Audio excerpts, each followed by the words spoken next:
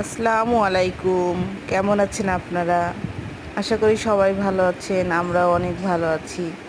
এই তো সেদিন আমরা গিয়েছিলাম চালনাতে, যেখানে আমার বেড়ে ওঠা সব কিছু। তো সেখানে গিয়ে আমি আমার বোনের বাসায় ছিলাম। আমার বড় বোনের বাসাটা ছিল যেখানে, তার পাশেই ছিল একটা বিশাল বড় পুকুর, যেটা আপনারা একটু আগে দেখলেন। তারপরে চলে আসলাম আমার আমার স্কুলে। তো এটা ছিল আমার প্রথম হাই স্কুল, যেটা ছিল চালনা সরকারি গার্লস হাই স্কুল।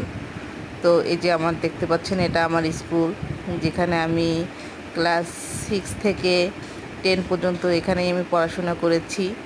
তো এখানে যাওয়ার পরে আসলে অনেকটা আবেগ আপ্লুত হয়ে পড়েছিলাম। বোঝেনি তো, ছোটোবেলার স্মৃতি। আহ, বেশ ভালো লেগেছে যে যেখানে আমি পড়াশোনা করেছি, বেড়ে উঠেছি, সেখানে আমি আমার মেয়েকে নিয়ে যেতে পেরেছি। এটাই বা কম কিসের।